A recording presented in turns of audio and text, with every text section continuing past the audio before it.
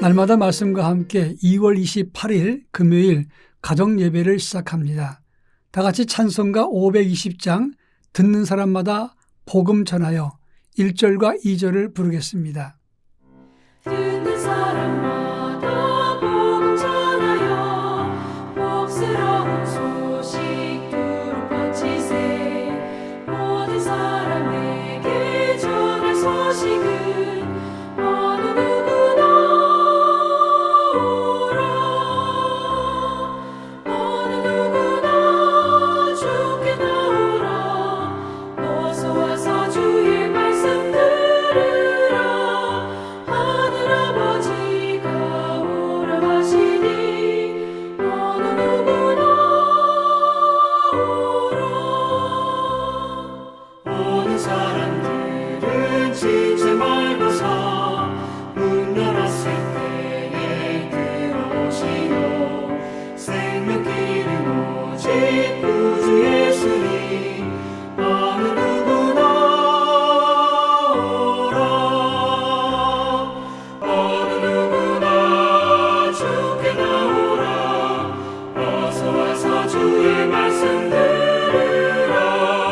하늘아버지가 오라 하시니 어느 누구나 오라. 이 시간 우리에게 주시는 하나님 말씀은 신약성경 사도행전 10장 1절로 8절 말씀입니다. 제가 하나님 말씀을 봉독합니다. 가이사랴에 고넬료라 하는 사람이 있으니 이달리아 부데라 하는 군대의 백부장이라. 그가 경건하여 온 지방과 더불어 하나님을 경외하며 백성을 많이 구제하고 하나님께 항상 기도하더니 하루는 제9시쯤 되어 환상 중에 밝히 보매 하나님의 사자가 들어와 이르되 고넬료야 하니 고넬료가 주목하여 보고 두려워 이르되 주여 무슨 일이니이까. 천사가 이르되 내 기도와 구제가 하나님 앞에 상달되어 기억하신 바가 되었으니 내가 지금 사람들을 요빠에 보내어 베드로라 하는 시몬을 청하라. 그는 무두장의 시몬의 집에 유숙하니 그 집은 해변에 있다 하더라. 마침 말하던 천사가 떠나매 고넬료가 집안 하인 둘과 부하 가운데 경건한 사람 하나를 불러 이 일을 다 이루고 요빠로 보내니라. 아멘. 우리는 어제 사도행전 3장 11절로 16절 말씀을 통해서 성전 미문의 안진뱅이를 낫게 하신 것은 사람의 능력이나 경건으로 이루어진 것이 아니라 오직 하나님의 능력으로 된 것이다. 죽은 자 가운데서 부활하신 예수 이름을 믿고 믿음으로 이루어진 기적이었다 하는 말씀을 생각해 보았습니다. 오늘은 사도행전에서 가장 중요한 분기점이 되는 사도행전 10장의 말씀을 다룰까 합니다. 지금까지 이스라엘 백성들은 자기들은 선민이었고 성전도 자기에게 있고 성경이 자기들의 전유물처럼 생각을 했습니다. 그래서 하나님의 구원과 손길은 오직 이스라엘에게만 있다고 주장을 했습니다. 그런데 선민 이스라엘이 하나님의 아들 구원주 예수를 십자가에 못 박혀 죽게 했습니다. 그래서 하나님의 구원은 유대인을 넘어서 이방인에게로 넘어가게 되는데 그 분기점이 사도행전 10장에 나오는 고넬료 사건이라고 하는 것입니다. 하나님은 경건하고 온 집안으로 하나님을 경외하는 고넬료, 이탈리아 군대의 백부장이었던 그가 어느 날 9시에 지금 말하면 낮 12시에 기도하는데 하나님께서 그에게 말씀하셨습니다. 고넬료야, 내 기도와 구제가 하나님 앞에 상달되었다. 환상 중에 그런 음성을 듣고 하나님 말씀하시기를 너는 즉시 요빠에 베드로를 청하라. 그는 무두장이 시몬의 집에 있고 그 집은 해변에 있다. 이렇게 말했습니다.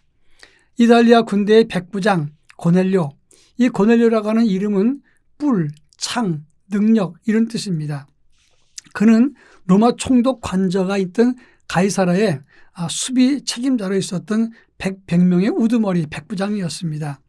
그런데 그 고넬료에게 하나님이 환상 중에 말씀하시기를 너는 지금 요빠에 베드로를 청해서 너희 집에 데리고 오라 이렇게 말씀한 겁니다. 그는 무두장이 시몬의 집에 있다 그랬는데 이 무두장이라고 하는 것은 짐승 가죽을 가공하는 그래서 피혁 제품을 만드는 장인을 말하는 것입니다. 그래서 고넬료는 집안 하인 한 사람과 경건한 부와 한 사람을 그 집에 보냈던 것입니다. 그런데 하나님은 요바에서 기도하던 베드로에게도 환상을 보여주어서 이제 고넬료가 보낸 하인을 만나게 되어서 고넬료의 집에 오게 됐다는 것입니다. 이제 베드로는 고넬료 가족들에게 설교하는데 성령의 그 집에 모인 모든 사람들에게 임했고 베드로는 그들에게 주저없이 세례를 주었다고 하는 것입니다. 이방인에게 성령이 내리고 이방인에게 세례 준 첫 번째 사건이 오늘 사도행전 10장에 나오는 고넬료 사건입니다. 이것은 이방인에게도 하나님의 구원이 임하게 되었다는 새로운 분기점이 되었다고 하는 점입니다. 이 본문의 중요한 의미가 무엇인가? 첫째로는 이방인 고넬료에게 하나님 환상이 임했다고 했습니다. 그것은 무슨 일 때문에 그랬습니까? 2절에 보면 그는 경건하고 온 집안과 더불어 하나님을 경외하고 백성을 많이 구제하고 하나님께 항상 기도했다고 했습니다. 그런데 하나님이 그를 택하신 것은 그가 이렇게 경건했기 때문이다. 이렇게 들리게 되는 장면입니다. 그렇습니다. 그가 경건하기 때문에 하나님이 임하신 것도 맞습니다. 그러나 엄밀한 의미에서 보면 그가 경건하고 의롭고 구제를 많이 했기 때문에 구원받고 성령 받은 것은 아닙니다. 그의 경건을 하나님 마음에 들었지만 구원받은 것은 오직 하나님의 섭리와 은혜였다는 것을 우리는 꼭 알아야 되는 것입니다. 아무리 인간이 경건해서도 완벽하지는 않습니다. 사람이 가지고 있는 경건도 누군가에게는 불편을 줄 수 있기 때문이고 그리고 사람의 경건도 완벽할 수는 없기 때문입니다. 그 사람의 경건 때문에 하나님이 이방인까지 다 구원받는데 그 도구로 고넬료를 쓰셨다. 그게 아니라 하나님이 이방인을 사랑하시기 때문에 고넬료를 특정해서 부르신 것입니다. 고넬료가 중심이 아니라 은혜를 베푸신 하나님이 중심된다는 것을 말하는 것입니다. 우리는 늘 이것을 잊으면 안 됩니다. 우리가 중심이 아니라 하나님이 우리를 구원하셨고 우리의 의로움이나 우리의 어떤 미래의 가치 때문에 구원받은 것이 아니라 하나님의 은혜로 구원받게 됐다는 사실을 기억해야 되는 것입니다. 그런가 하면 하나님의 고넬료에게 세례를 줄 때 고넬료에게만 환상이 임했던 것이 아닙니다. 베드로가 기도할 때 환상 중에 하늘이 열리고 큰 보자기 같은 것이 펼쳐지면서 그 안에 각종 부정한 짐승들이 있었습니다. 그러면서 하늘의 음성이 들리기를 베드로야 잡아먹어라.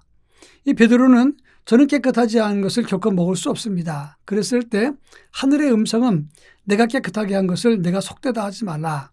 하나님이 다 사하신 것을 내가 더럽다 하지 말라. 이렇게 말했던 것입니다. 그러니까 이방 사람도 하나님이 구원받게 하신다는 것을 암시적으로 설명한 것입니다.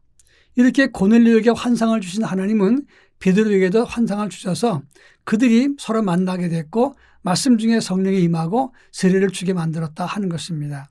이렇게 성령이 하시는 일은 일방적이 아니라 쌍방간에 협력하게 되어 있다고 하는 것을 말하는 것입니다. 어떤 목사님이 하루는 목회실에 있는데 어떤 사람이 찾아와서 기도 중에 하나님이 당신에게 보냈다. 그러니까 당신이 어디에 후원을 하라 이렇게 이야기를 했습니다. 목사님이 참 남체했습니다. 아니 이 사람이 기도 중에 하나님의 음성을 듣고 왔다는데 거절하면 하나님 음성을 거절하게 되는 것이고 그렇다고 그 사람 말만 믿고 뭔가 액션을 취하게 되면 그것도 난처한 일이 되는 겁니다. 고민 끝에 그 목사님이 자기를 찾아온 사람에게 이렇게 말했습니다. 하나님은 당신에게 말씀하셨으니까 내게도 주라고 말씀하실 테니까 가서 기다리면 하나님이 사인을 주실 때 내가 당신에게 베풀겠습니다. 이렇게 말했다고 하는 것입니다. 물론 참 의미 있는 이야기고 재미있습니다. 그러나 여기서 주시는 교훈은 하나님의 성령의 역사는 일방적이기도 하지만 이게 쌍방이 함께 역사해서 서로 협력하여 선을 이루게 하신다는 사실을 알아야 된다고 하는 것입니다. 오늘 이방인이 구원받게 된 새로운 장을 여는 이 장면에서도 하나님은 고넬료와 베드로 쌍방이 역사하셔서 그들로 하여금 함께 협력하여 하나님의 일을 이루셨다고 하는 것입니다. 우리도 협력하여 성령을 통해서 하나님의 큰 일에 협력자가 되고 새로운 일을 여는 하나님의 거룩한 일꾼이 되기를 바랍니다. 다 같이 기도하겠습니다. 사랑 많으신 하나님 아버지, 모든 것이 협력하여 하나님의 의를 이루는 것을 보았습니다. 우리도 성령 안에서 함께 협력하여 하나님의 선을 이루고 하나님의 일들을 감당할 수 있도록 은혜를 더하여 주시옵소서. 예수님의 이름으로 기도합니다. 아멘.